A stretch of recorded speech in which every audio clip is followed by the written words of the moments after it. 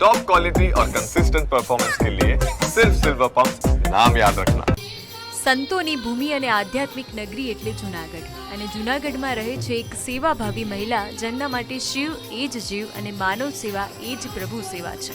આ મહિલા એટલે ડૉક્ટર અનુશ્રી સાંઈ મલ્લિકા, જેઓ બાળપણથી શિરડી સાંઈ બાબામાં શ્રદ્ધા ધરાવે છે.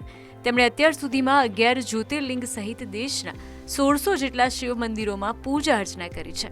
તેઓ સેવા કાર્યમાં અને ભગવાનની પૂજા કરવામાં સૌથી વધુ સમય પસાર કરતા હોય છે.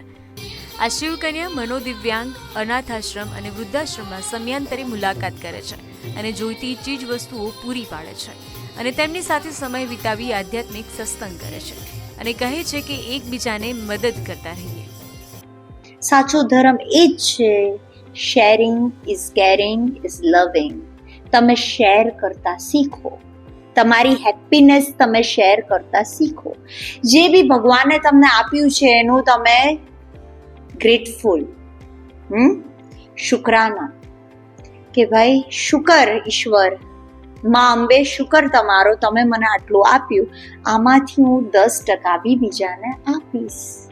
10% બી તમે બાટો જેની પાસે નથી. તમને આપ્યું છે કેમ? બીજાને આપવા માટે, શેર કરવા માટે. અને એ જ સાચું એન્જોયમેન્ટ છે. સેવાનો જ્યાં સંકલ્પ હોય ત્યાં દાનનો મહિમા પણ અતૂટ છે. શિવકન્યા કહે છે કે તમારું થોડું દાન બીજાના જીવનમાં ઘણી બધી ખુશીઓ પાત્ર છે. તમારા જીવનના બધા દુઃખો દાન કરવાથી જ દૂર થઈ જશે. વધારે નહીં પણ 2 રોટલીનું અન્નદાન કરો, એ તમારા બધા જ નેગેટિવ કર્મ લઈ લેશે. બધી જ તમારા આવા વાળી સંકટનું નાશ થઈ જશે. સંકટ મોચન છે, રામબાણ છે, અક્ષીર છે. ખાલી 2 રોટલી અન્નદાન. અને જો કેટલાના જીવનમાં તમે કેટલો પોઝિટિવ ચેન્જ લાવો છો. ખરા અર્થમાં તમને ધર્મ સમજાશે અને માણસાઈથી ઊંચો કોઈ ધર્મ જ નથી, વગર ભેદની દિવાલે. કારણ કે ઈશ્વર માટે તો બધા એક જ છે. હિન્દુ, મુસ્લિમ, શીખ, ઈસાઈ, પારસી, બુદ્ધ, જૈન. ઈશ્વર બધાને એક જ નજરે જોવે છે.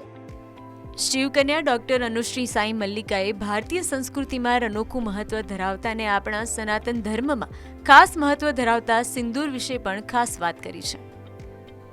એટલું પૂર્ણ તમે ધારણ કર્યું હોય તન મનથી જ્યારે સિંદૂરને, ત્યારે તમે સ્ત્રી તત્વ શું છે, નારી શક્તિ શું છે, એનો અલૌકિક અહેસાસ થાય છે.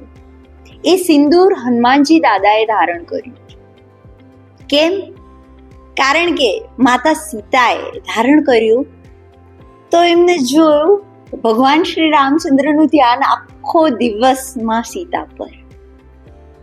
એટલે હનુમાનજી દાદાને થયું ભગવાન શ્રી રામચંદ્રના આશીર્વાદ મને જોતા હોય, મારે એમને મારી તરફ આકર્ષણ કરવા હોય તો હું આખા શરીરે સિંદૂર ધારણ કરવા તૈયાર છું.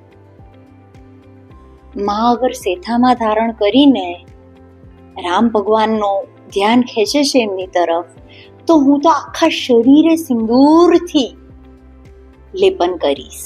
એટલે રામ મહારાજનું ધ્યાન મારા પર જ રહે અને હું રામ નામમાં જ મગ્ન રહું. એ છે એક કહાની, એને માઇથોલોજી કહી શકો તમે, હિન્દુ સંસ્કૃતિની.